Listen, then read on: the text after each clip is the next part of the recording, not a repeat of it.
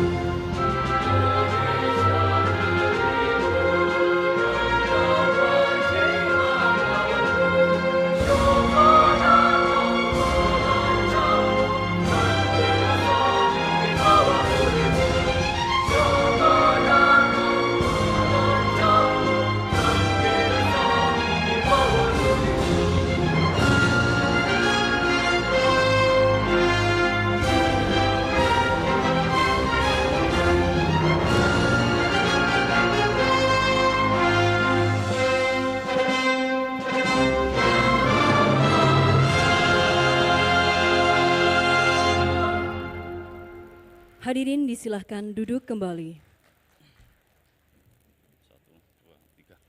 Assalamualaikum warahmatullahi wabarakatuh. Innal hamdalillah nahmaduhu wa nasta'inuhu wa nastaghfiruh wa na'udzu billahi min syururi anfusina wa min sayyiati a'malina may yahdihillahu fala mudilla lahu wa may yudlil fala hadiyalah. Asyhadu an la ilaha illallah wahdahu la syarikalah wa asyhadu anna Muhammadan abduhu wa rasuluh. Rabbi syrah li sadri wa yassir li amri wahlul 'uqdatam min lisani yafqahu qawli. Yang terhormat Presiden Republik Indonesia beserta Ibu Haja Iriana Joko Widodo, Wakil Presiden Republik Indonesia beserta Ibu Haja Wuri Ma'ruf Amin.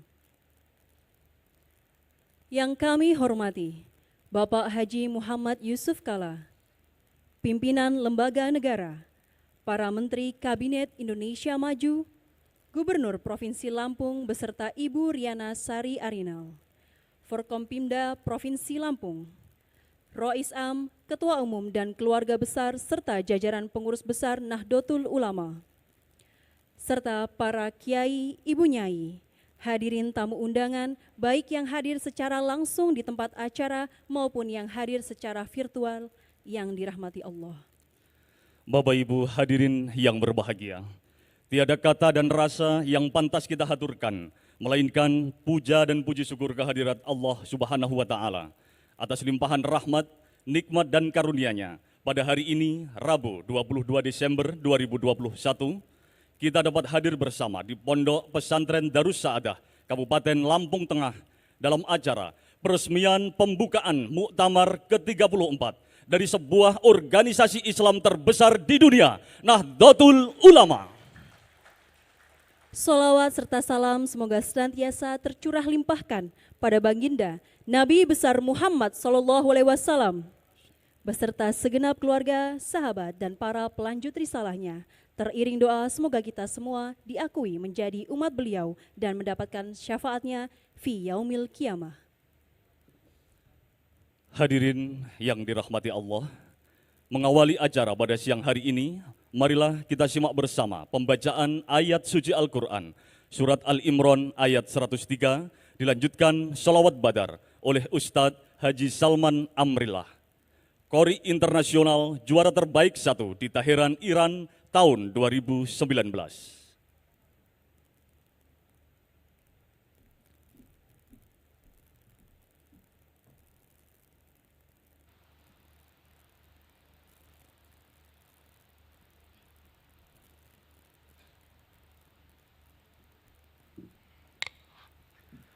Assalamualaikum warahmatullahi wabarakatuh.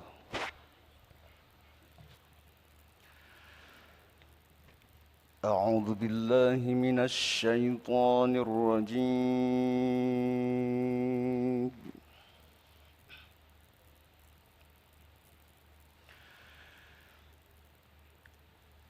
Bismillahirrahmanirrahim.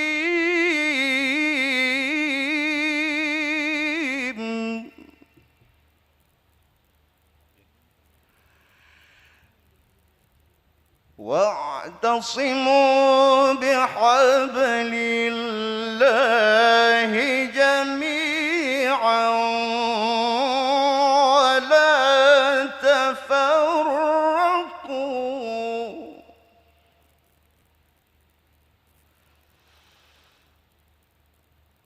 واذكروا نعمة الله عليكم إذ كنتم أعداء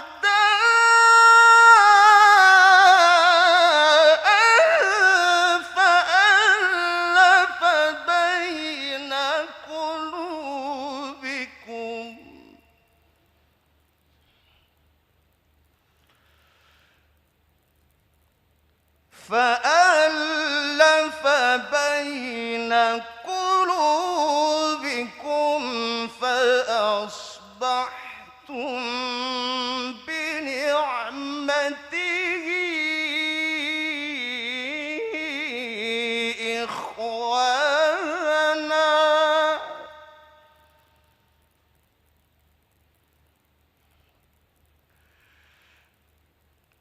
وكنتم على شفا حفرة من النار فأنقذكم منها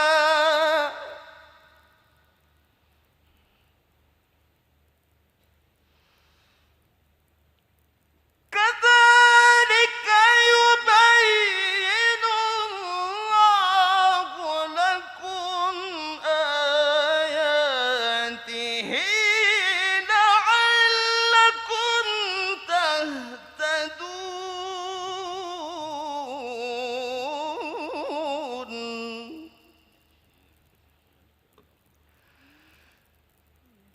كذلك يبين الله لكم آياته لعلكم تهتدون. صدق الله العلي العظيم.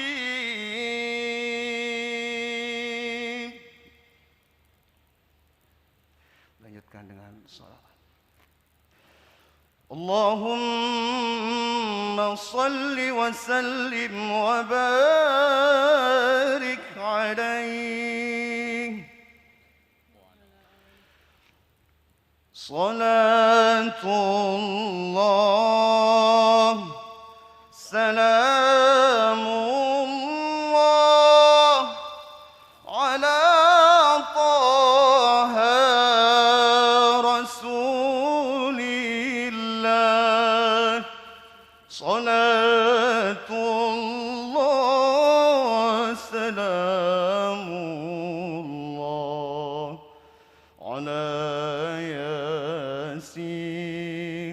Habibillah, ala Yasin Habibillah. Mari sama-sama. Salatullah, salamullah ala taha rasulillah. Salatullah, salamullah ala Yasin Habibillah, ala Yasin Habibillah. Tawassalna bismillah wa bil hadi rasulillah.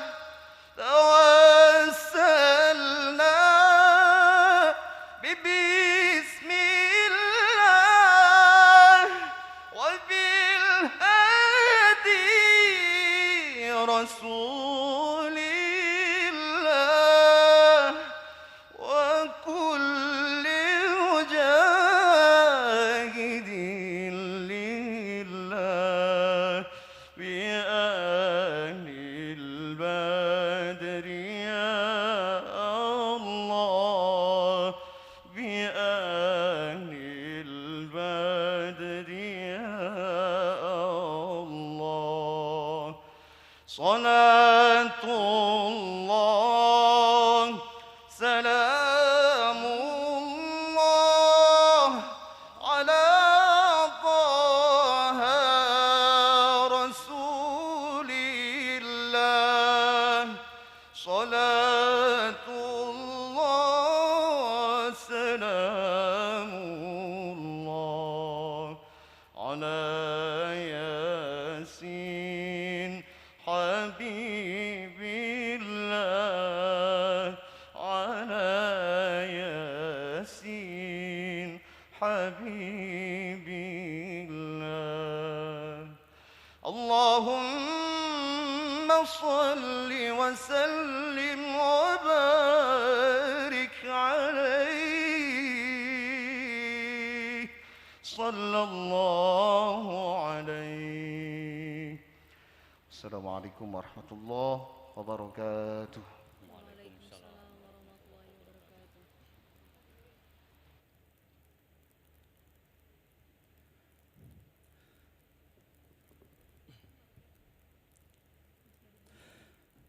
Sadaqallahul azim, sadaqallahul azim. Semoga lantunan ayat suci Al-Quran dan sholawat badar mampu menenteramkan jiwa dan hati kita sebagai sebuah bangsa. Amin ya rabbal alamin. Bapak Ibu hadirin yang berbahagia, Selanjutnya, marilah sejenak kita ikuti bersama laporan Ketua Panitia Muktamar ke-34 Nahdlatul Ulama, Bapak Kiai Haji Muhammad Imam Aziz.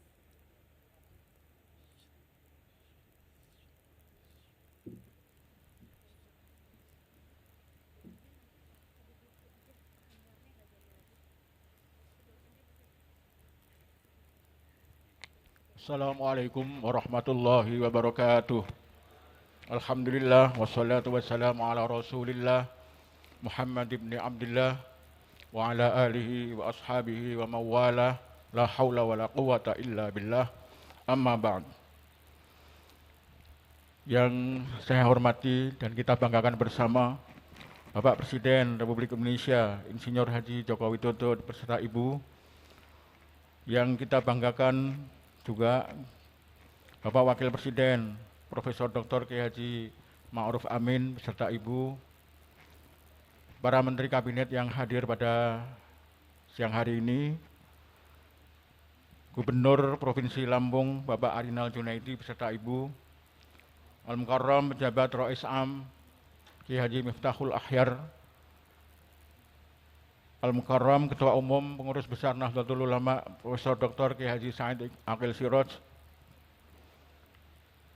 Ketua Badan Otonom dan Lembaga di lingkungan Nahdlatul Ulama, Pengurus Wilayah Nahdlatul Ulama seluruh Indonesia, Pengurus Cabang Nahdlatul Ulama seluruh Indonesia yang pada saat ini tidak bisa hadir secara langsung di ruangan ini tapi melalui daring di Unila, di UIN, dan di Malahayati. Pimpinan Pesantren Darus Saadah Kiai Haji Muhsin Abdillah yang saya hormati, para undangan yang hadir pada saat ini yang mohon maaf tidak bisa saya sebutkan satu persatu tanpa menghormati bapak-bapak, ibu-ibu semua. Yang tidak lupa juga kami yang terhormat para keluarga muassis Nahdlatul Ulama yang hadir pada saat hari ini. Alhamdulillah pada pagi hari ini Muktamar ke-34 akhirnya dapat dilaksanakan pada hari ini. Diselenggarakan dalam suasana pandemi COVID-19 dan kami panitia telah melakukan langkah-langkah untuk menaati aturan-aturan berkaitan dengan protokol dan prosedur kesehatan yang sangat ketat. Panitia telah membentuk Satgas COVID-19 khusus untuk muktamar ini dengan melakukan upaya-upaya pencegahan maupun nanti juga upaya-upaya untuk menangani secara optimal di dalam muktamar ini. Panitia dan pengurus besar Nahdlatul Ulama telah melakukan pembatasan secara minimal untuk utusan-utusan resmi dalam muktamar ini. Semula biasanya 7 orang setiap pengurus wilayah dan pengurus cabang, kita hanya mengundang 3 orang dari masing-masing pengurus wilayah, pengurus cabang, dan pengurus cabang istimewa dari internasional. Ini hampir lebih dari 50% kita kurangi. Mohon keikhlasannya juga karena banyak yang ingin ikut juga dalam muktamar ini, tapi mohon maaf karena ini memang keterbatasan pembatasan yang harus dilakukan. Peserta resmi muktamar saat ini berjumlah 1.959. Dari pengurus wilayah 102 orang dari 34 provinsi, pengurus cabang 1.563 dari 523 kabupaten, dan pengurus cabang istimewa dari 13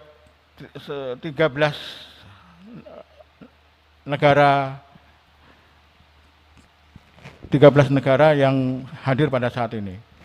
Kemudian penyelenggaraan muktamar dilaksanakan di Pesantren Darus Saadah di sini ini, kemudian Universitas Lampung Unila, Universitas Islam Negeri Raden Intan, dan Universitas Malahayati. Kemudian sidang-sidang nanti akan kita laksanakan di 4 tempat tadi, Yang pertama di sini di Pesantren Darus Saadah, kemudian di Universitas Lampung, Universitas Islam Negeri Raden Intan, kemudian Universitas Malahayati. Semua kita bagi supaya tidak terjadi penumpukan massa, terutama dalam hal persidangan-persidangan ini. Kemudian sidang pleno termasuk pleno pemilihan Rois Am melalui Ahlul Hal wal Aqdi, serta pemilihan ketua umum yang dilakukan secara langsung melalui musyawarah mufakat, itu insya Allah akan dilaksanakan di Pondok Pesantren Darus Saadah yang saat ini kita hadiri saat ini. Terima kasih kepada pemerintah, khususnya Bapak Presiden dan Bapak Wakil Presiden, para donatur, khususnya para masyayikh, pengurus dan warga Nahdlatul Ulama yang membantu muktamar ini melalui gerakan koin muktamar. Ini saya kira sangat membanggakan karena termasuk gedung ini, insya Allah nanti kita akan teruskan, ini masih pondasi Pak Presiden. Nanti kita akan teruskan sampai sempurna dan sekarang sedang dilakukan oleh Waskita Karya. Terima kasih sebesar-besarnya juga kepada pimpinan pesantren, para rektor universitas yang menjadi tempat kegiatan muktamar dan seluruh panitia baik di pusat, daerah maupun lokal. Semoga dukungan semua ini mendapatkan barokah dan manfaat dan mendapat ridho dari Allah Subhanahu wa Ta'ala. Ini adalah titipan untuk Bapak Presiden dari masyarakat Lampung. Ternyata jalan tolnya luar biasa, Pak. Sekarang Lampung padat, sangat luar biasa. Ini titipan dari masyarakat Lampung. Sekian, wallahul muwaffiq ila aqwamit thoriq. Assalamualaikum warahmatullahi wabarakatuh. Kami mohon kepada Bapak Kiai Haji Muhammad Imam Aziz berkenan untuk tetap di tempat.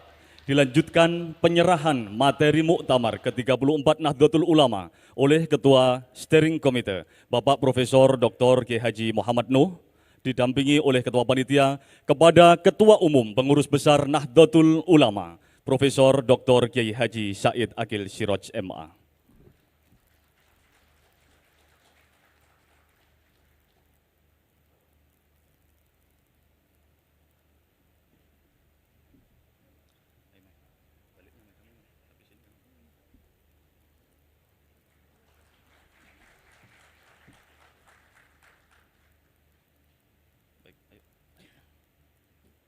Kami persilahkan kepada Bapak Profesor Dr. Haji M. Nuh dan Bapak Kiai Haji Imam Aziz untuk kembali ke tempat duduk. Dilanjutkan sambutan Ketua Umum Pengurus Besar Nahdlatul Ulama, Bapak Profesor Dr. Kiai Haji Said Akil Siraj MA.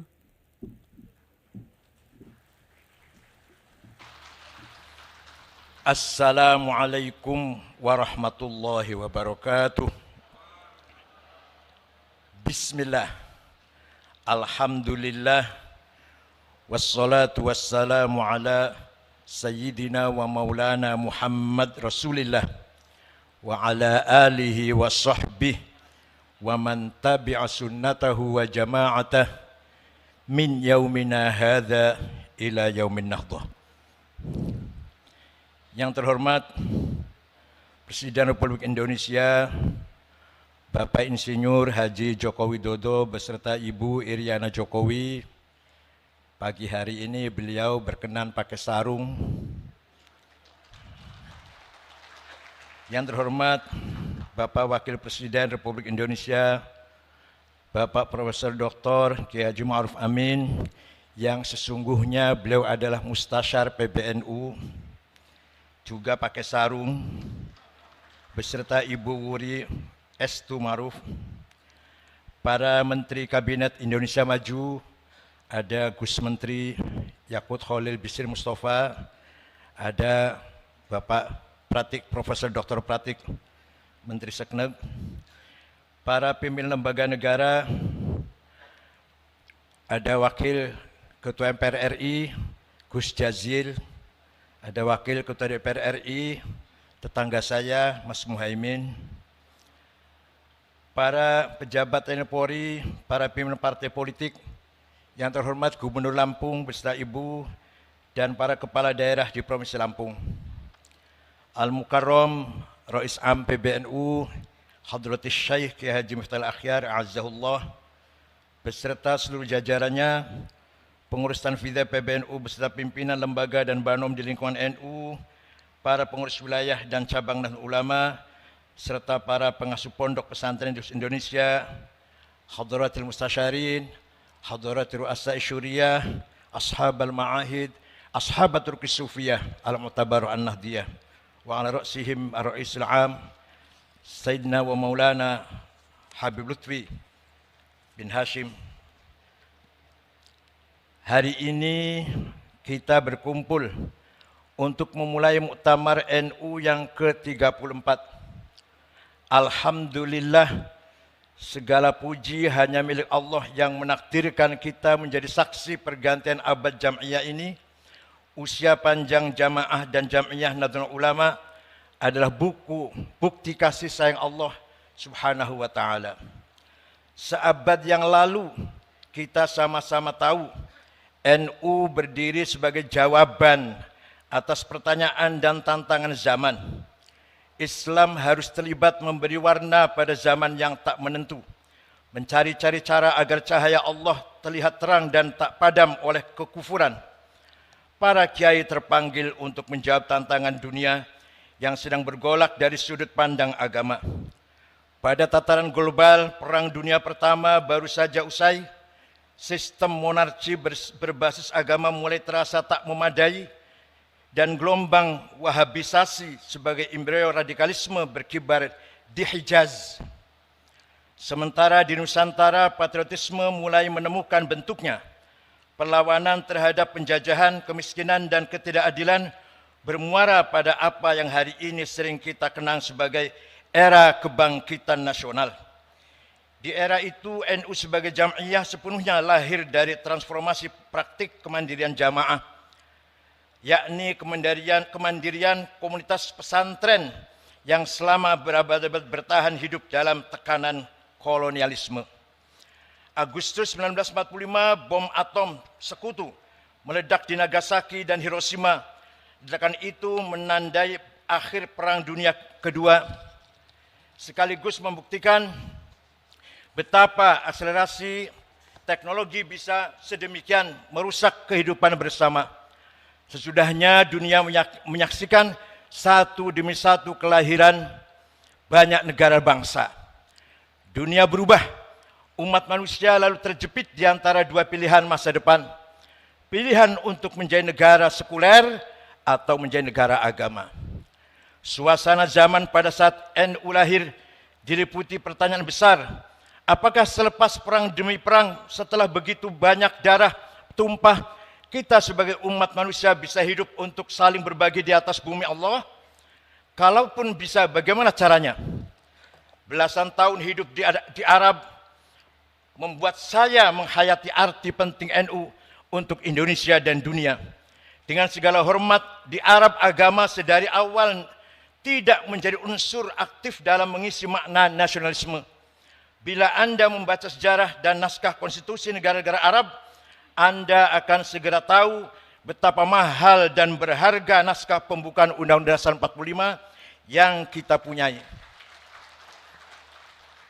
Di Arab, pejuang nasionalis bukan pejuang agama.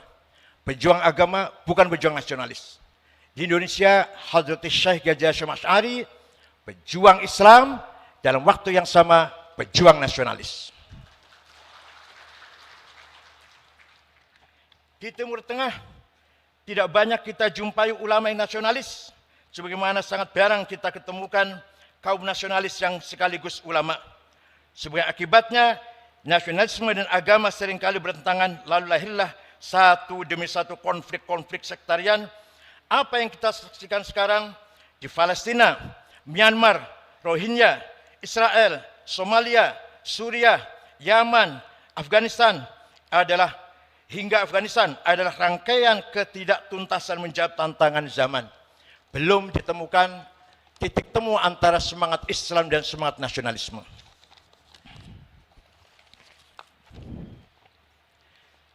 Nasionalisme dan agama adalah dua kutub yang paling menguatkan. Keduanya jangan dipertentangkan.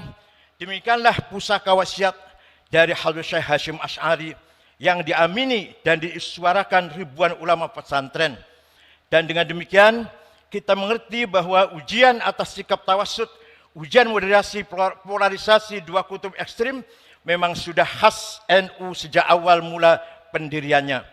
Mereka yang tidak paham sikap NU atas HTI maupun FPI barangkali memang belum mengerti betapa berat amanah moderasi kutub-kutub ekstrim di negeri ini. Bagi NU dan pesantren, menjaga NKRI adalah amanah karena hanya dengan bersetia kepada konstitusi, tatanan beragama dapat diselenggarakan. Sikap tawassut atau moderat mustahil tercapai tanpa kemandirian. Usia NU yang mencapai hampir seabad ini antara lain disebabkan kemandirian dalam pengertian setia kepada prinsip-prinsip dan nilai-nilai dasar agama, kemandirian dalam pengertian sanggup menyusun agenda-agendanya sendiri, kemandirian dalam arti teguh membawakan ruhuddin dan ruhul wataniyah, semangat agama dan semangat nasionalisme, dan ruhul ta'addudiyah, semangat pluralis kebinekaan. Kemandirian dalam bidang politik, ekonomi dan budaya, kemandirian dalam arti sanggup bergaul dan berbagi dengan siapa saja sembari menjaga harga diri.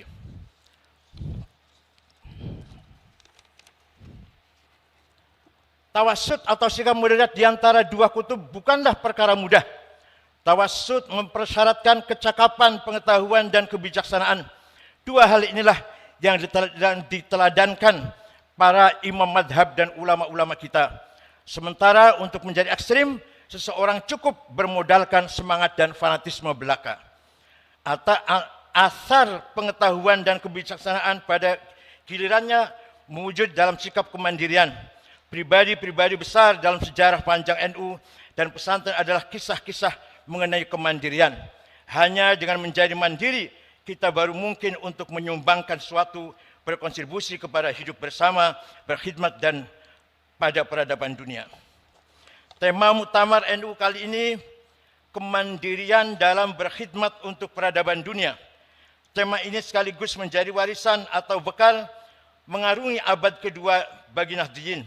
Untuk terus mengembangkan berbagai peran kemanusiaan, mereka litakunu syuhada'a 'alan nas, syuhudan dinian, syuhudan thaqafiyan, syuhudan haldorian, syuhudan ijma'iyan wa insanian. Lalu bagaimanakah NU satu abad ke depan yang kita bayangkan? Usia kita masing-masing hanya Allah yang tahu. Tapi usia NU kita berharap langgeng dan tegak ila yaumil qiyamah. Maka sikap tawassut kembali diuji hari-hari ini. Tak hanya di Indonesia, tapi di seluruh dunia. Problem-problem lama bawaan abad lalu belum seluruhnya tertangani. Sedangkan masalah-masalah baru datang bertubi-tubi. Masalah yang berkisar pada perubahan iklim, kesenjangan ekonomi, bioteknologi, polarisasi percakapan dan identitas, radikalisme, terorisme, dan krisis energi. Sementara itu laju teknologi bergerak secara eksponensial, menawarkan kemudahan-kemudahan praktis dengan risiko-risiko yang tak sepenuhnya bisa diperkirakan.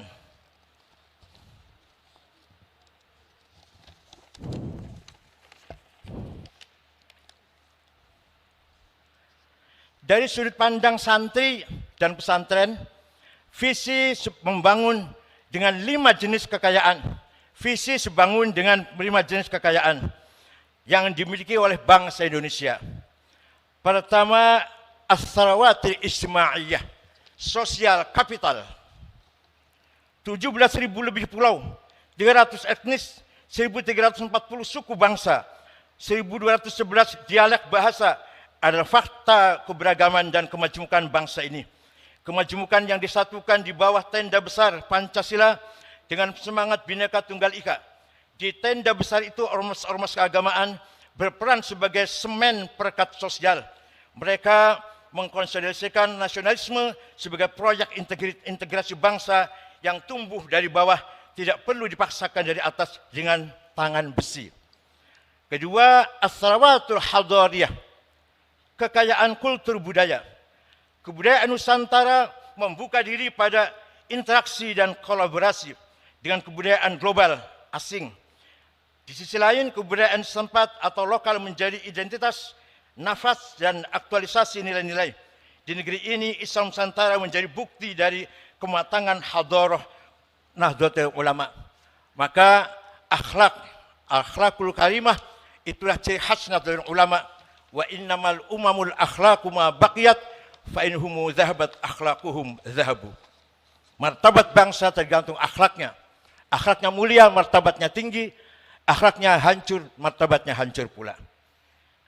Kekayaan ketiga, as-sawatus syiariyah. Kita kaya dengan simbol-simbol. Antara lain yang dipakai oleh Pak Presiden hari ini. Peci dan sarung. Simbol Islam Nusantara. Banyak contohnya, tapi yang hari ini kita contohkan, simbol peci dan sarung.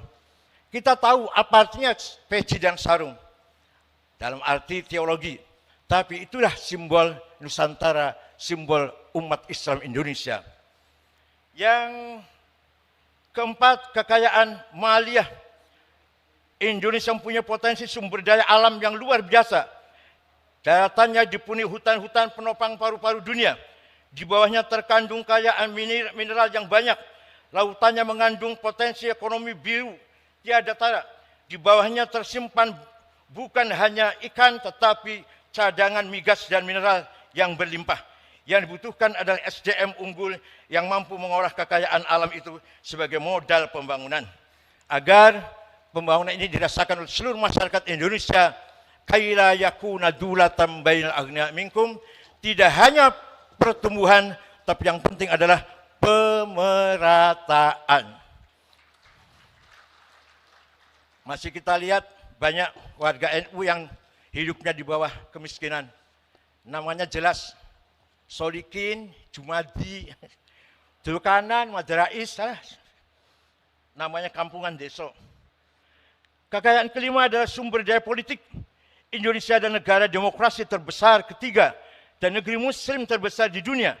Indonesia bukan negara agama, tetapi negara Pancasila yang menaungi semua pemeluk agama. Islam berjalan seiring dengan demokrasi, stabilitas politik, dan pertumbuhan ekonomi. Memang bukan hal yang mudah. Bangsa ini sudah diuji oleh berbagai prahara sejarah. Setiap kali jatuh, bangsa ini bangkit lebih tinggi lagi. Dan dari sana kita yakin bahwa sepanjang cara kita mengelola demokrasi didasari kemaslahatan bersama, kemauan untuk mendengar, kejernihan, akal budi, dan kelapangan hati untuk menerima perbedaan, maka bangsa besar ini akan semakin terhormat dan bermartabat. Dan pada saatnya nanti aktif berkiprah dalam mendorong dunia yang lebih damai, aman, dan beradab. Saya singkat saja sambutan ini, mengingat waktu Presiden yang sangat padat acaranya.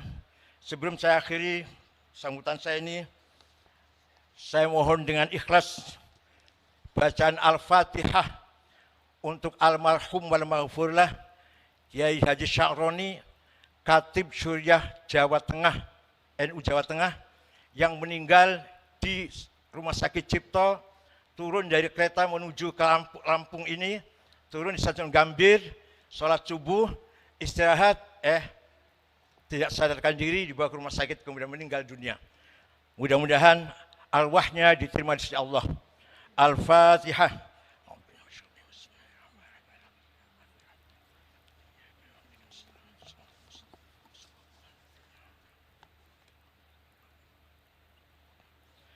Amin. Terima kasih. Demikian, mohon Bapak Presiden berkenan memberi arahan sekaligus membuka muktamar ke-34 di Lampung ini. Selamat bermuktamar kepada Anda sekalian, segenap pengurus wilayah dan pengurus cabang Nahdlatul Ulama. Selamat bermuktamar dengan santun dan akhlakul karimah. Selamat menyongsong abad kedua Nahdlatul Ulama. Syukran wa dumtum fil khairil barakati wan najah. Wallahul muwaffiq lakum thoriq. Wassalamualaikum warahmatullahi wabarakatuh.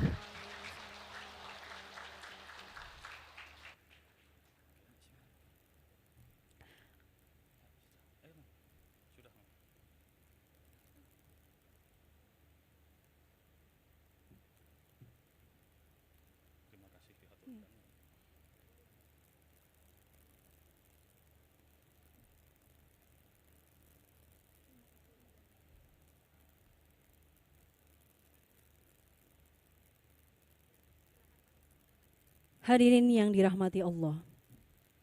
Selanjutnya dalam majelis yang penuh berkah ini, marilah kita simak bersama khutbah iftitah Rois Am Pengurus Besar Nahdlatul Ulama, Kiai Haji Miftahul Ahyar.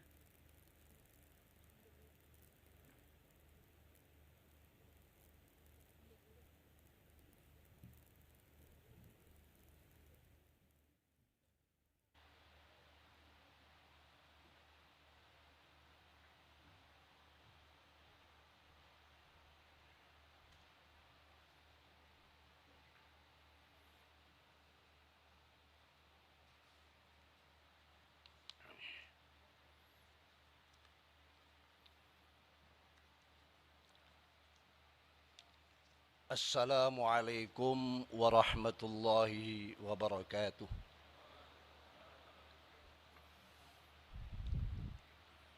Bismillahirrahmanirrahim. Alhamdulillahilladzi arsala sayyidina Muhammadan sallallahu alaihi wasallam ilal alamin yukhrijahum minadh dhulumati ilan nur. Fakana dinul Islam dinan alamiyan yahmilu muqawwamiyatin salahiyatu likulli zaman wa makan. Wa kana min hadil muqawwimat qabilatuhu listi'abi kulli jadidin wa tikninu ala wafqil qawanin al-ilahiyah al-muwadda'a fih. Min huna kana at-tajdid min ath-thawabit fi dinil Islam. وقد صح في الحديث إن الله يبعث على رأس كل 100 سنة ما يجدد للناس أمر دينهم. رواه أبو داود والحاكم والبيهقي. اللهم صل وسلم وتفضل وتكرم على سيدنا محمد وعلى آله ومن دبسان لهم المعاد. أما بعد. Sadatil ulama al-aizza, ma'alid duyuf, sadatil musyayikh wal ulama wal zu'ama minal biladis sadiqah. As-Sayyid Ar-Rais Al-Jumhuriyah Al-Indonesia, Insinyur Joko Widodo, wa Ibu Iryana Jokowi, para menteri kabinet kerja, para duta besar negara sahabat, para pejabat negeri, pejabat tinggi, pimpinan ormas Islam dan ormas sosial politik, para pengamat, para peninjau, para masyayikh, mustasyarin PBNU, dan semua pengurus syuriah PBNU, pengurus tanfidiyah PBNU, sampai ke ranting hadirin hadirat rahmukumullah jami'an. Marhaban bi khudurikum fajazakumullah ahsanal jaza. Hadirin mu'tamirin rahmukumullah jami'an. Tidak terasa masa khidmat PBNU hasil muktamar ke-33 yang dilaksanakan pada tanggal 1 sampai 5 Agustus 2015 mendapat bonus kurang lebih 1,5 tahun, dan itu telah terlewati. Al-Fakir Miftahul Ahyar menerima mandat sebagai PJ Rois Am pada tanggal 22 September 2018 dan segera berakhir beberapa saat lagi. Banyak kekurangan, ketidakcakapan, dan ketidakmampuan mengemban amanah yang amat berat ini. Sangat layak mendapat gelar Rois Awam, Rois Am KW 3, dan lain sebagainya. Namun semoga para muassis memaklumi dan memaafkan Al-Fakir ini. Amin ya rabbal alamin. Ma'asyiral mu'tamirin rahimakumullah jami'an. Sebelumnya mari kita hadiahkan suratul Fatihah pada beliau-beliau para muassis, penyemangat, antara lain Asy-Syaikh Nawawi Al-Bantani, Syekhana Khalil bin Abdul Latif Al-Bangkalani, Syekh Akbar Hashim Asy'ari, Asy-Syaikh Abdul Wahab Hasbullah, Asy-Syaikh Bisri Samsuri, Asy-Syaikh Ramli Tamim, dan semua pengurus PBNU, minas sabiqinal awwalin fi jami'il amkinah wal mu'minina wal mu'minat fi masyarikil ardi wa magharibiha barriha wa bahriha wa syuhada'i COVID-19 syai'un lamul Fatihah. A'udzu billahi minasyaitonir rajim. Bismillahirrahmanirrahim. Alhamdulillahirabbil alamin arrahmanir rahim maliki yaumiddin. Iyyaka na'budu wa iyyaka nasta'in. Ihdinas shiratal mustaqim. Shiratal ladzina an'amta 'alaihim ghairil maghdubi 'alaihim waladdallin. Ma'asyiral muslimin wal mu'tamirin rahimakumullah jami'an. Nahdlatul Ulama adalah jam'iyah diniyah ijtimaiyah. Jam'iyah perkhidmatan para ulama. Organisasi para kiai kampung dan desa yang memiliki potensi kekuatan dan kehebatan yang mendunia. Sebagaimana Islam itu sendiri adalah agama bagi dunia. Rasul Allah dan para nabinya, khususnya Nabi besar Muhammad sallallahu alaihi wasallam, adalah untuk dunia, bahkan untuk alam semesta. Maka para pewarisnya yaitu ulama Nahdlatul Ulama harus juga mendunia, dan sekarang sedang dinantikan kiprahnya oleh dunia. Maka karakter-karakter yang mendunia harus terus digali dan diperkokoh. Sifat-sifat membebek, geruda-geruduk, latah segera kita enyahkan. Rasulullah sallallahu alaihi wasallam telah mengingatkan dalam sabda beliau, la takunu imma'ah taquluna in ahsanan nas ahsanna wa in dhalamu dhalamna walakin wattinu anfusakum in ahsanan nas an tuhsinu wa in asa'u fala tadlimu. Rawahu Tirmidzi. Janganlah kalian menjadi orang-orang yang pelin-pelan dan latah. Kalian mengatakan jika orang-orang berbuat baik, kami juga ikut baik. Dan jika mereka berbuat zalim, kami pun ikut-ikutan zalim. Namun mantapkanlah jiwa perjuangan kalian. Jika masyarakat berbuat baik, kalian tetap melakukan kebaikan. Dan jika mereka melakukan kejahatan, maka jangan ikut-ikutan berbuat zalim. Hadis riwayat Imam At-Tirmidzi. Hadis di atas mengingatkan kita agar selalu memantapkan karakter dan kepribadian. Kader Nahdlatul Ulama harus mampu menunjukkan kepribadian dan semangat menuju kebaikan, serta menjaga idealisme dan kemandirian dalam bersikap. Ikut-ikutan orang lain dan menjadi latah hanya akan membuat kita terpecah belah, terumbang-ambing dan menjadi bulan-bulanan. Sayyidina Ali karamallahu wa radhiyallahu anhu juga pernah berpesan, dengan perpecahan tidak ada satu kebaikan yang akan dianugerahkan oleh Allah kepada seseorang pun, baik dari orang-orang terdahulu maupun orang-orang yang akan datang belakangan. Sebab sesuatu kaum apabila hati mereka berselisih dan hawa nafsu mereka mempermainkan mereka, maka mereka tidak akan melihat suatu tempat pun bagi kemaslahatan bersama. Mereka bukanlah bangsa yang bersatu, tapi hanya individu-individu yang berkumpul dalam arti jasmani belaka. Hati dan keinginan mereka saling berselisih. Engkau mereka mengira mereka menjadi satu, padahal hati mereka berbeda-beda. Kekuatan Jam'iyah Nahdlatul Ulama sebenarnya sangat luar biasa. Tapi selama ini warga Nahdlatul Ulama yang hanya memposisikan diri sebagai jamaah, belum berjam'iyah, inilah yang perlu kita jam'iyahkan. Jangan sampai nanti warga tercerai-berai hanya untuk kepentingan sesaat. Mereka harus mengikuti satu komando yang dikomando dari PBNU dan didukung oleh para mustasyarin dan para ulama-ulama panutan kita.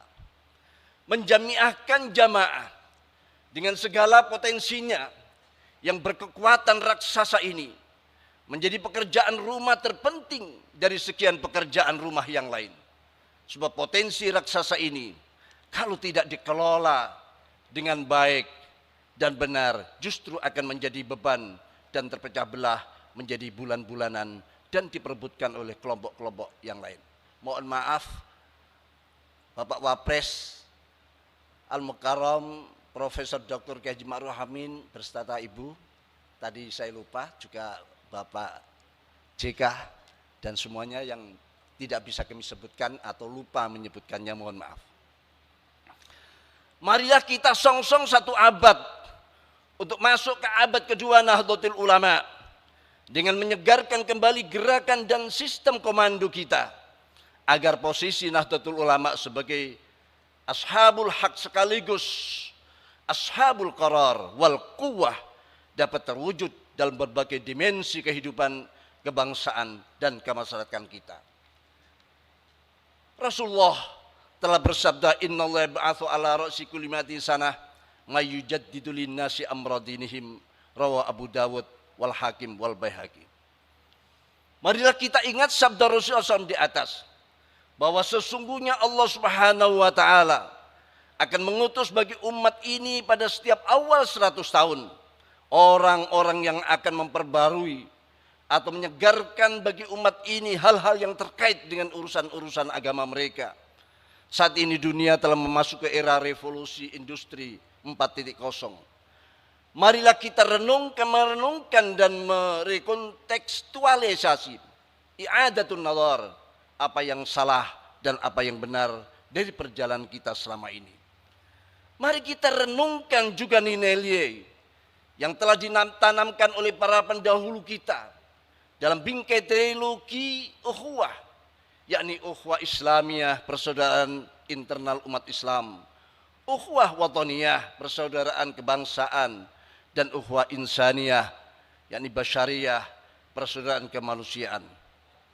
Kita bisa tambahkan juga dengan ukhuwah nahdliyah di dalamnya.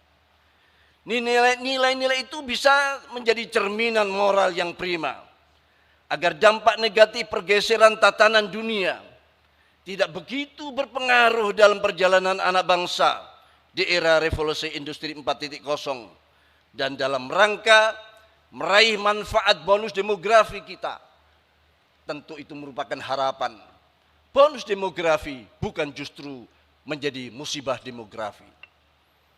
Kalau era revolusi industri 4.0 dianggap menjadi tanda meningkatnya peradaban kemanusiaan, maka kita harus mengimbanginya dengan 4G, yaitu 4 ajaran khas dan konsep besar Nahdlatul Ulama, sekaligus dalam rangka mengamalkan hadis di atas. Kita dan Jam'iyah Jamaah Nahdlatul Ulama perlu menyegarkan 4G tersebut. Pertama, grand idea, yaitu visi misi Nahdlatul Ulama sebagai instrumen untuk menyatukan langkah baik ulama struktural maupun kultural, terutama para ulama pondok pesantren, agar berada dalam satu langkah dan satu keputusan untuk menggalang kekuatan bersama. Kedua, grand design berupa program-program unggulan yang terukur. Di sini hadis di atas menyatakan setiap awal datangnya kurun 100 tahun Allah Subhanahu wa taala akan mengutus seorang, 2 orang atau beberapa orang untuk menyegarkan kembali aturan-aturan yang sudah mulai banyak ditinggalkan. Usia Nahdlatul Ulama saat ini sudah hampir 1 abad. Kalau hitungan usia Masehi memang kita sudah masuk pada usia 95 tahun. Tapi usia hijrinya saat ini sudah mencapai 98 tahun. Tinggal 2 tahun kita masuk pada usia 100 tahun. 1 abad. Ketiga, grand strategi, Ini bisa dilakukan dengan mengintensifkan penyebaran inovasi yang terencana, terarah dan dikelola dengan baik, serta distribusi kader-kader terbaik Nahdlatul Ulama ke ruang-ruang publik yang tersedia. Kader kita saat ini belum berperan maksimal di semua ruang-ruang publik yang ada. Karena itu perlu ada grand strategi terkait keberperanan kader-kader kita. Keempat, grand control. Sistem dan gerakan Nahdlatul Ulama harus bisa melahirkan garis komando secara organisatoris. Dari PBNU sampai kepengurusan di tingkat anak ranting. Dari situ Nahdlatul Ulama akan menjadi organisasi keagamaan dan sosial yang bergerak secara sistemik, proaktif dan responsif, setelah terus-menerus menebarkan kasih sayang, rahmatan lil alamin. Nahdlatul Ulama akan mampu menebarkan kemaslahatan di dunia sampai akhirat dan bersaing di segala bidang dengan organisasi-organisasi lainnya. Terkait hal ini, kita patut mengingat kembali isyarat yang disampaikan oleh Syekhona Khalil Bangkalan kepada Hadratus Syekh Hasyim Asy'ari menjelang pendirian Nahdlatul Ulama, isyarat berupa tongkat dan surat Toha ayat 17 sampai 23 disertai seutas tasbih. Yang di situ berisi kisah tongkat mukjizat Nabi Musa alaihissalam. Itu menegaskan bahwa Nahdlatul Ulama dilahirkan tiada lain kecuali untuk mengomando agar menjadi seperti tongkat sakti mukjizat Nabi Musa alaihissalam. Tongkat Nabi Musa alaihissalam adalah simbol sistem komando. Sistem sekarang pun tongkat menjadi simbol komando para panglima. Sebagaimana panglima tertinggi, misalnya presiden, juga memegang tongkat komando. Jadi itulah yang diharapkan oleh para pendiri Nahdlatul Ulama, agar kelahiran NU bukan sekadar memperbanyak jumlah organisasi yang ada di masyarakat, di samping untuk menjaga dan meluruskan nilai-nilai Ahlus Sunnah wal Jamaah, kita juga diharapkan menjadi tongkat sakti Nabi Musa. Itulah harapan dari para pendiri Nahdlatul Ulama yang juga sudah dibuktikan oleh generasi-generasi terdahulu. Kita wajib menjaga dan mengamalkan nilai-nilai Ahlus Sunnah wal Jamaah juga, mengembangkan nilai-nilai kebangsaan dan mempertahankan negara kesatuan Republik Indonesia. Ini kewajiban setiap anggota yang tercantum dalam ADART Nahdlatul Ulama. Pada tingkat pengurus wajib memberikan arahan dan kontrol kepada anggota. Hal itu berlaku dalam situasi normal, dalam situasi seperti sekarang, saat banyak kelompok ingin mengganti posisi Nahdlatul Ulama dan mengikis Ahlus Sunnah wal Jamaah, maka ada kader-kader Nahdlatul Ulama harus berperan seperti tongkat Nabiullah Musa alaihissalam. Kalaulah ada kader-kader Nahdlatul Ulama menjadi ular-ular seperti dalam ayat tersebut, tujuannya hanya untuk dakwah dan amar ma'ruf nahi anil munkar, membasmi kezaliman, kemaksiatan dan kemungkaran, menjadi anggota legislatif, bupati, gubernur, atau mengisi jabatan publik apapun yang mampu menjadi kekuatan ashabul qarar sekaligus ashabul haq, hanya untuk mengajak kebaikan, meratakan kesejahteraan dan keadilan, bukan sebagai tujuan. Perlu diingat sebagaimana disebutkan dalam surah Toha tersebut, setelah berubah menjadi ular naga dan berhasil menumpas kezaliman Fir'aun, maka ular-ular itu harus kembali kepada bentuknya semula, yakni tongkat. Manakala sudah dianggap cukup oleh para masyayikh, para syuriah, maka kader-kader Nahdlatul Ulama harus siap kembali menjadi tongkat kembali. Itulah sistem komando dan sikap pusaka kebanggaan kita tiada adalah sami'na wa ata'na. Maka supremasi syuriah adalah mutlak, harus terus kita perjuangkan.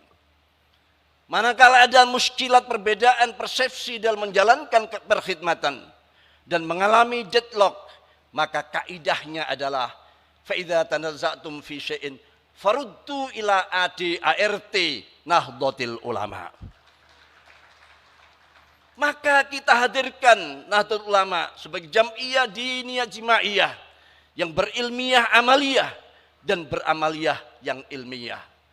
Al-Fakir hanya sempat mempraktekkan sebagian kecil dari kandungan ADRT itu, antara lain kewenangan Rais Am sebagai secuil tanggung jawab. Selamat bermuktamar dalam riang gembira dan keceriaan menghasilkan keputusan-keputusan yang maslahat untuk agama, bangsa dan NKRI dan peradaban dunia menuju satu abad NU, membawa kembali untuk kemuliaan keluarga, untuk perdamaian dunia. Kita sedang dinanti oleh dunia. Waffaqanallahu iyyakum ila shawab wa tariq wallahu min wa'il qasd wa huwa yadis sabil wallahu muwaffiq lahu tariq. Demikian yang bisa kami sampaikan, mohon maaf. Wassalamualaikum warahmatullahi wabarakatuh.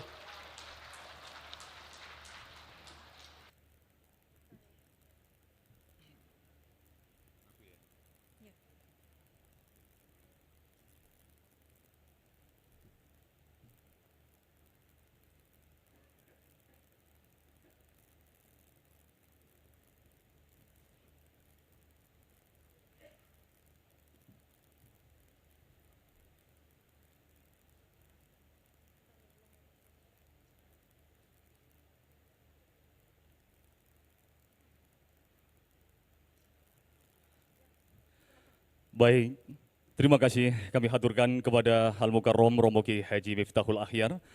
Bapak Ibu hadirin tamu undangan yang berbahagia, pada Muktamar ke-34 Nahdlatul Ulama ini mengusung tema syarat makna, yaitu 1 abad Nahdlatul Ulama, kemandirian dalam berkhidmat untuk peradaban dunia.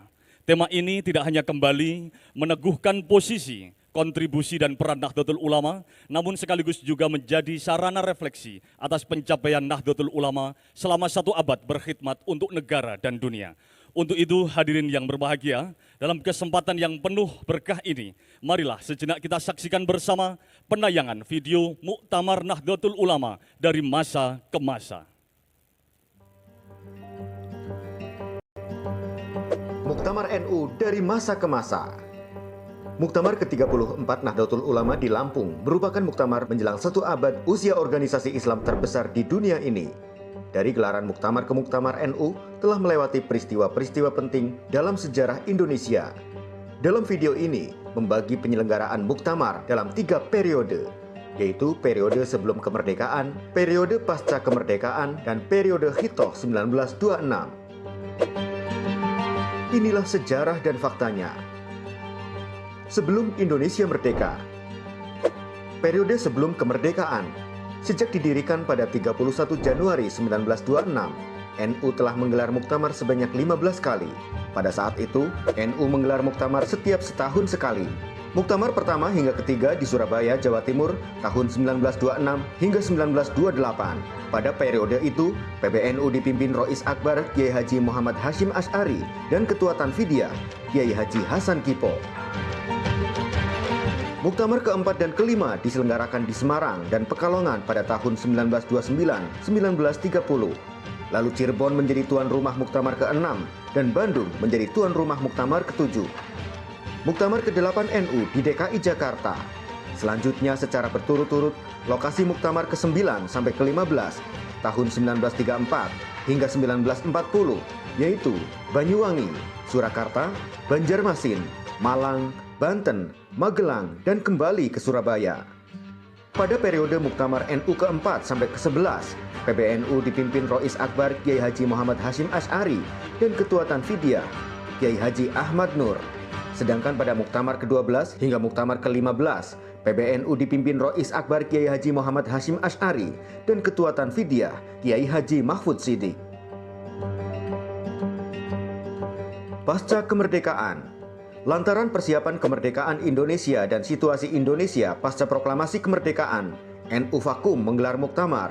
Baru pada tahun 1946, NU menggelar muktamar ke-16 di Purwokerto, Jawa Tengah.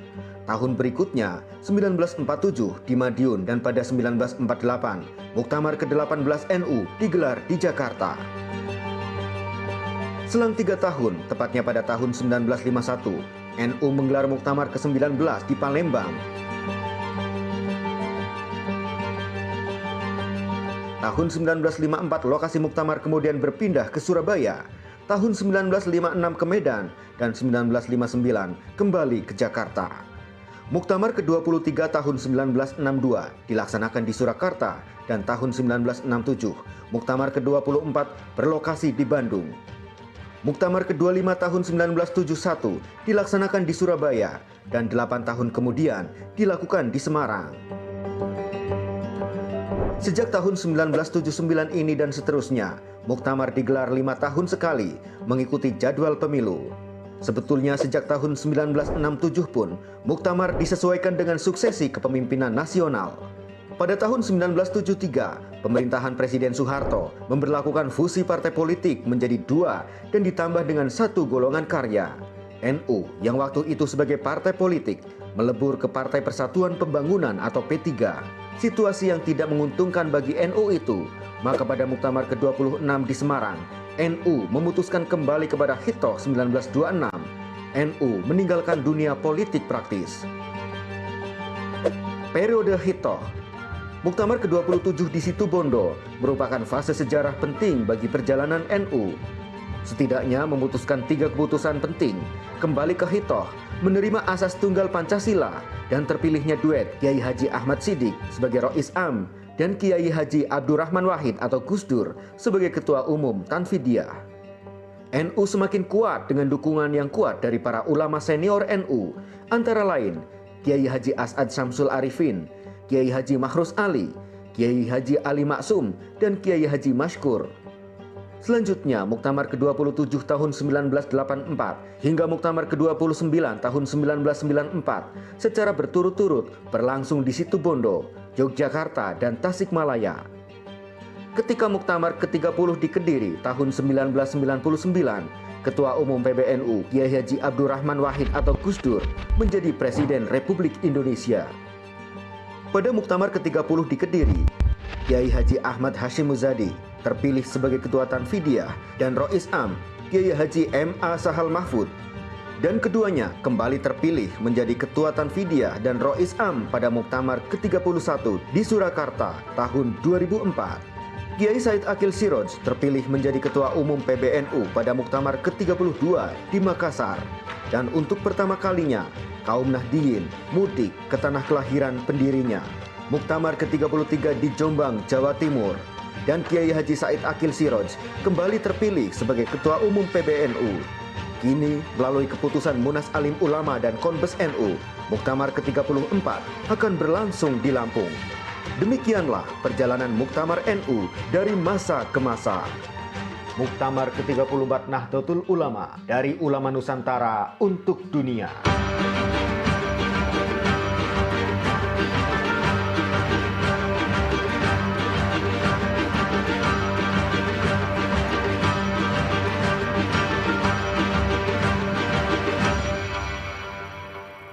Baik, luar biasa. Aplaus yang meriah untuk Nahdlatul Ulama.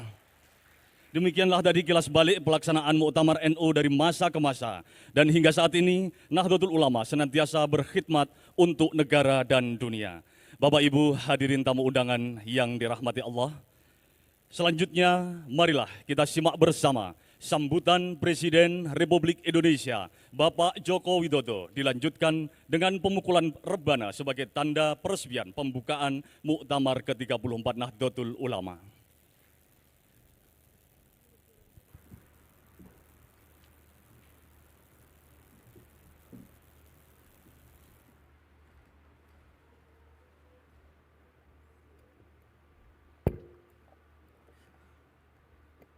Assalamualaikum warahmatullahi wabarakatuh. Bismillahirrahmanirrahim. Alhamdulillahirabbil alamin. Wassalatu wassalamu ala asrofil anbiya'i wal mursalin. Sayyidina wa habibina wa syafi'ina wa maulana Muhammadin wa alihi wa sahbihi ajma'in, amma ba'du.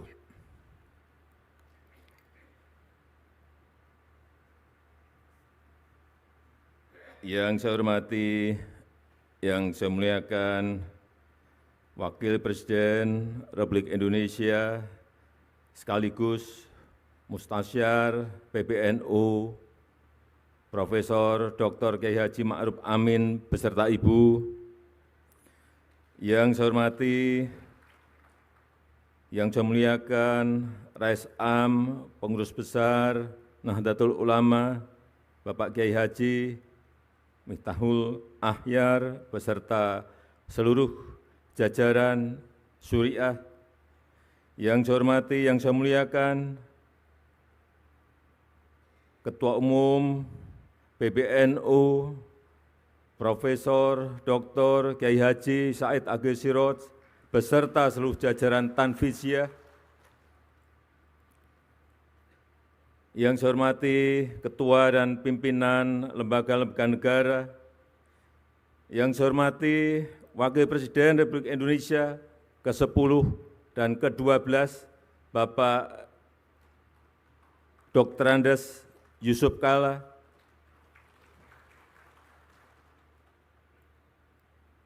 yang saya hormati para Menteri Kabinet Indonesia Maju yang hadir,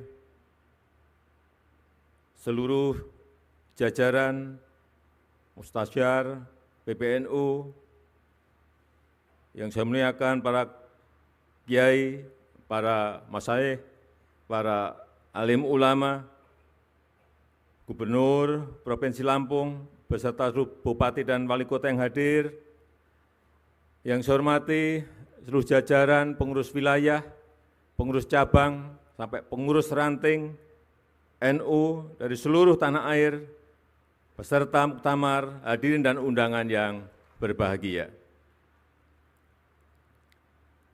Pertama-tama atas nama pemerintah, atas nama masyarakat, atas nama negara, saya menyampaikan terima kasih dan penghargaan yang tinggi kepada Nahdlatul Ulama yang telah membantu pemerintah dalam menenangkan umat, menenangkan masyarakat dalam masa pandemi ini. Yang kedua juga terima kasih untuk Nahdlatul Ulama yang juga telah mengajak masyarakat untuk mentaati protokol kesehatan dan mengajak masyarakat untuk berbondong-bondong ikut dalam program vaksinasi. Ini saya rasakan betul betapa ajakan para kiai, ajakan para ulama betul-betul berdampak pada meningkatnya keinginan masyarakat untuk ikut vaksinasi. Pada awal-awal program vaksinasi, begitu keluar yang namanya vaksin AstraZeneca, banyak daerah yang tidak mau mengambil. Padahal saat itu stok yang banyak adalah AstraZeneca. Tetapi begitu saat itu ada telepon dari para kiai dari Jawa Timur, Pak Presiden, silahkan semuanya vaksin dikirim ke Jawa Timur, kami terima. Besoknya saya ke Jawa Timur, betul, para kiai berkumpul dan benar-benar semuanya mau menerima vaksin itu. Setelah itu, semua daerah satu persatu mau. Inilah pengaruh para ulama, para kiai dalam mengajak masyarakat untuk ikut vaksinasi. Kita tahu di bulan Juli, tepatnya pertengahan Juli, 15 Juli, kita berada pada posisi keadaan yang sangat mencekam. Ngeri saya kalau menceritakan, semua rumah sakit di Jawa dan Bali penuh, oksigen kurang, obat habis, kekurangan. Kasus harian saat itu 56.000. 56.000, sehingga rumah sakit tidak cukup, tidak mencukupi. Di lorong-lorong rumah sakit, semuanya pasien-pasien antri untuk bisa masuk ke ICU. Alhamdulillah, berkat dukungan dari NU, kemarin kasusnya alhamdulillah hanya 216 kasus per hari di seluruh tanah air. Kalau kita memiliki 514 kabupaten kota, kasusnya hanya 216, artinya di setiap kota dan kabupaten itu hanya ada setengah kasus. Kemudian vaksinasi, sampai hari ini kita telah menyuntikkan 263 juta vaksin kepada masyarakat.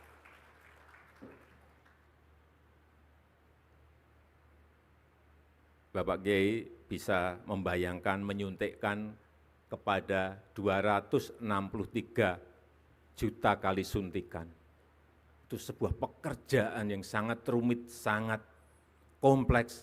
Belum membawa vaksinnya ke tempat-tempat yang sangat sulit di atas gunung, ke pulau-pulau kecil, dengan membawa perahu, dengan naik sepeda motor, membawa box untuk pendingin vaksin.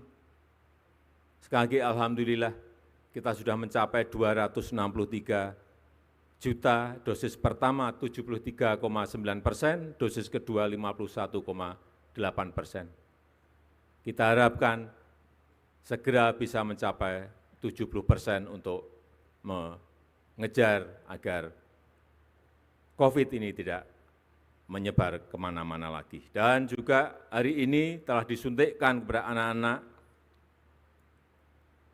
6-11 tahun sudah 1 juta. Ini juga kecepatannya sangat bagus sekali, alhamdulillah. Tapi kita tetap harus masih hati-hati, masih harus waspada, karena sekarang muncul varian baru yang namanya Omikron. Telah ada 83.000 kasus di dunia, dan ke negara kita Indonesia juga telah masuk. Sehingga sekali lagi saya sangat mengapresiasi protokol kesehatan didampingi Satgas dalam muktamar ini, dan insya Allah kita semuanya kembali ke daerah masing-masing dalam keadaan sehat. Yang kedua, yang berkaitan dengan ekonomi umat.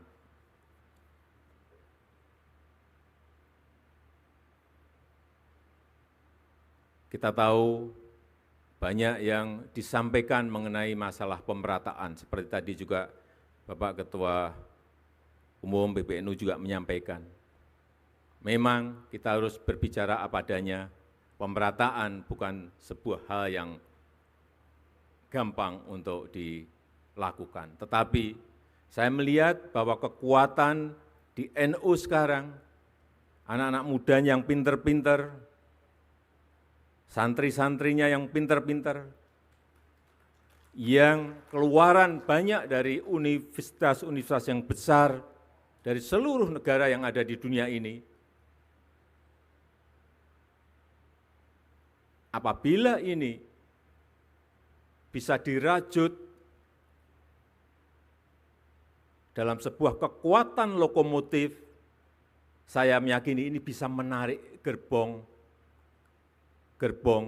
yang ada di bawah untuk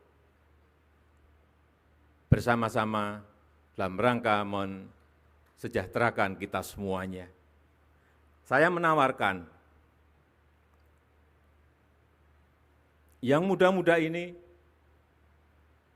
dibuatkan sebuah wadah, bisa PT atau kelompok usaha, dan pemerintah, saya menyiapkan, kalau siap, saya menyiapkan konsesi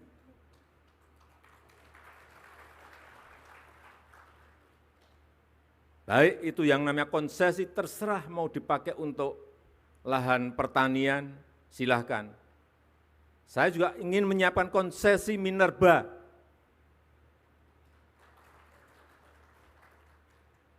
Yang pengen bergerak di usaha-usaha nikel misalnya, usaha-usaha batu bara, usaha-usaha boksit, usaha-usaha koper, tembaga, silahkan.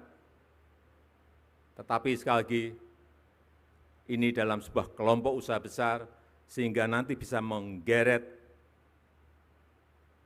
mengajak gerbong-gerbong yang lain untuk ikut menikmati. Ini memerlukan sebuah kerja besar, tetapi saya melihat potensi di Nahdlatul Ulama itu ada, tinggal merajutnya. Yang berkaitan dengan teknologi, saya melihat juga yang pinter-pinter urusan teknologi ini sangat banyak sekali di NU. Doktor-doktornya banyak sekali yang muda-muda, santri-santri yang dokter banyak sekali. Karena apapun ke depan yang namanya teknologi, ini harus, mau tidak mau, kita harus masuk ke sana. Karena kita ingin teknologi ini maslahat bagi umat, maslahat bagi masyarakat, maslahat bagi rakyat. Jangan sampai ini malah merusak, membuat hal-hal yang negatif bagi rakyat kita. 5 tahun yang lalu, saya ingat betul, saya ketemu dengan pemiliknya Facebook, yang namanya Mark Zuckerberg.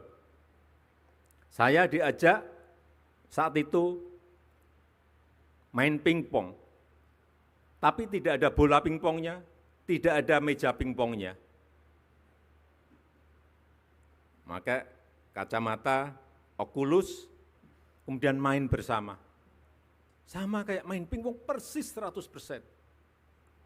Tak, tok, tak, tok, tak. Keringetan juga. Dan dia membisikkan kepada saya, Presiden Jokowi ini baru awal. Nantinya semuanya akan virtual, semuanya akan muncul yang namanya metaverse. Restoran virtual, kantor virtual, wisata virtual, mall virtual. Hati-hati mensikapi ini. Dan NU, karena di dalam temanya berkhidmat untuk peradaban dunia, hati-hati memang peradaban itu harus kita pengaruhi agar maslahat bagi umat manusia di seluruh dunia, khususnya di negara kita, Indonesia. Nanti semuanya, dakwah virtual, pengajian virtual, tetapi betul-betul kayak kita ketemu seperti ini, bukan seperti sekarang yang masih Vicon. Bukan. Metaverse akan merubah. Saya tidak tahu apakah karena pandemi ini menjadi dipercepat 5 tahun atau 10 tahun, tapi pasti datang. Oleh sebab itu kita semuanya harus siap dan kita bersama-sama NU untuk peradaban dunia dan Indonesia sekarang juga memimpin G20, menjadi keketuaan G20, juga ingin mempengaruhi kebijakan-kebijakan dunia yang berpihak pada negara-negara miskin, kepada negara-negara berkembang, kepada negara-negara kecil, kepada negara-negara kepulauan dalam segala hal, utamanya dalam hal digitalisasi, perubahan iklim, dan ekonomi hijau. Terakhir, sekali lagi saya ingin menyampaikan terima kasih yang sebesar-besarnya kepada NU yang terus mengawal kebangsaan, mengawal toleransi, mengawal kemajemukan, mengawal Pancasila, mengawal Undang-Undang Dasar 1945, mengawal kebinekaan kita, mengawal NKRI, dan Kita harapkan dengan itu kita terus bisa menjaga dan merawat bangsa dan negara kita yang kita cintai. Saya rasa itu yang bisa saya sampaikan pada kesempatan yang berbahagia ini. Dan dengan mengucap Bismillahirrahmanirrahim, pada pagi hari ini saya secara resmi membuka Muktamar ke-34 Nahdlatul Ulama NU. Terima kasih. Wassalamualaikum warahmatullahi wabarakatuh. Dimohon mendampingi Presiden Republik Indonesia saat pemukulan rebana, Wakil Presiden Republik Indonesia, Rois Am Pengurus Besar Nahdlatul Ulama, Ketua Umum Pengurus Besar Nahdlatul Ulama, Menteri Sekretaris Negara, Menteri Agama, dan Gubernur Provinsi Lampung.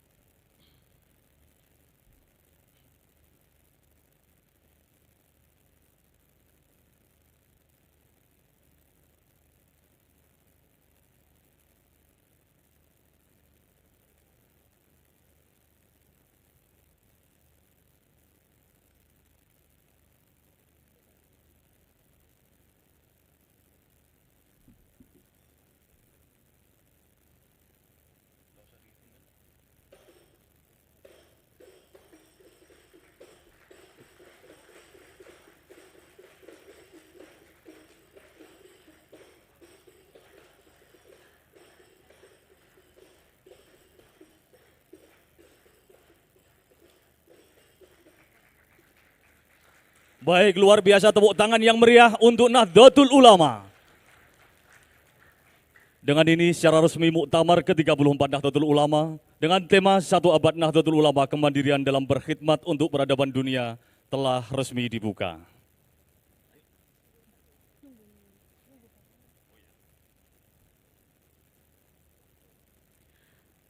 Baik, kami ucapkan terima kasih kepada Bapak Presiden Republik Indonesia yang telah membuka secara resmi Muktamar ke-34 Nahdlatul Ulama.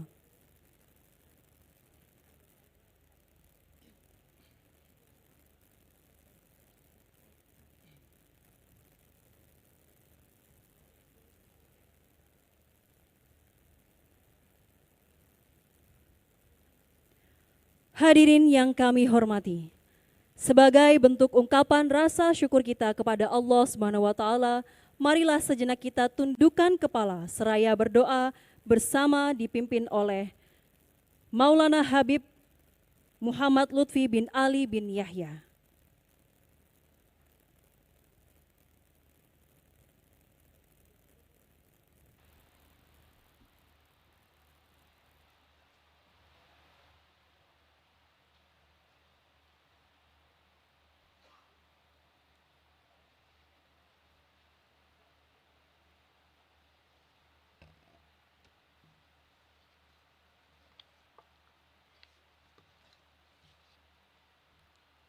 Bismillahirrahmanirrahim. Allahumma salli wa sallim wa barik ala basyirin nadhir wa sirajil munir an-nabiy tahir al-hadi ila siratika al-mustaqim miftahid daris salam fi maq'adi sidqin inda malikin muqtadir. Ya aliyu ya kabir, ya alimu ya qadir, ya sami'u ya basir, Ya Latifu Ya Khabir. Allahumma ya Allah, kami memohon kepadamu, tiada yang wajib aku sembah melainkan Engkau, dan hanya kepadamu lah kami memohon, dan tiada yang bisa memberi pertolongan selain Engkau. Hamba-Mu yang dhaif, kepadamu lah kami berlindung, dan Engkaulah yang maha mengetahui mana yang hak dan mana yang batil. Kami yakin Jum'iyah Nahdlatul Ulama sebagai wadah ahli sunnah wal jamaah yang telah dirintis dan didirikan oleh pewaris kekasih-Mu, Nabi besar, Nabi agung, Sayyidina Muhammad sallallahu alaihi wasallam, Hadratus Syekh Kiai Hasyim Asy'ari dan lainnya pewaris-pewaris beliau. Tanpa seizin-Mu mustahil untuk berdiri. Jadikanlah kami semua ini generasi yang mampu meneruskan perjuangan para beliau, sehingga tidak mengecewakan, memalukan para beliau di hadapan-Mu, di hadapan baginda Nabi sallallahu alaihi wasallam.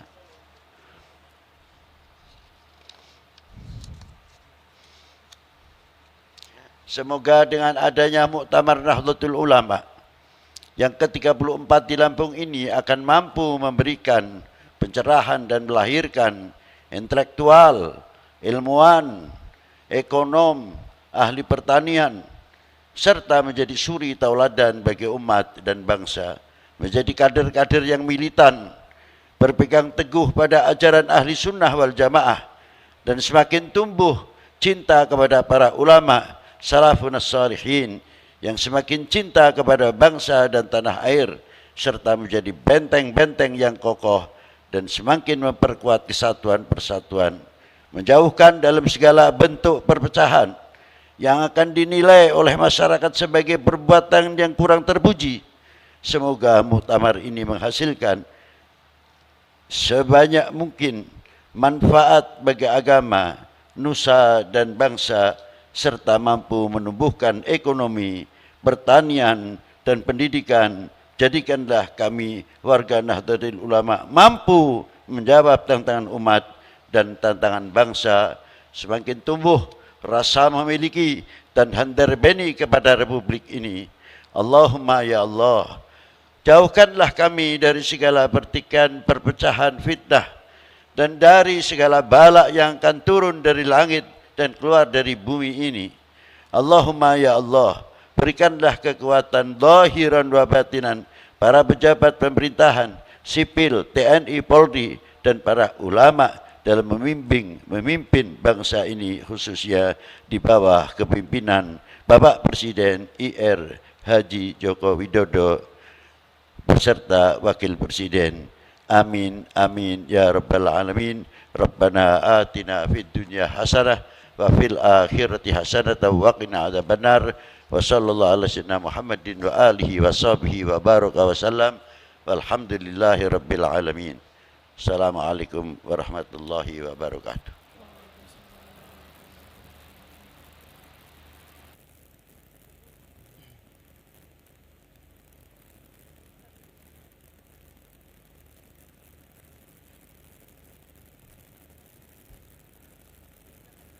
Baik, Bapak Ibu hadirin tamu undangan yang dirahmati Allah, demikianlah rangkaian acara peresmian pembukaan Muktamar ke-34 Nahdlatul Ulama.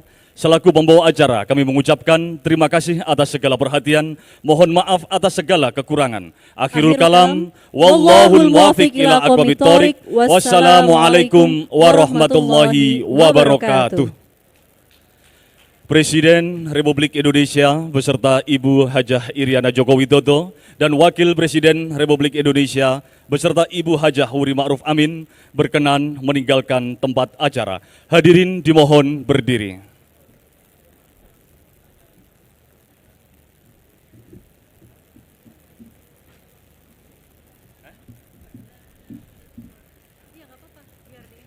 Shallu ala Nabi Muhammad. Salatullah.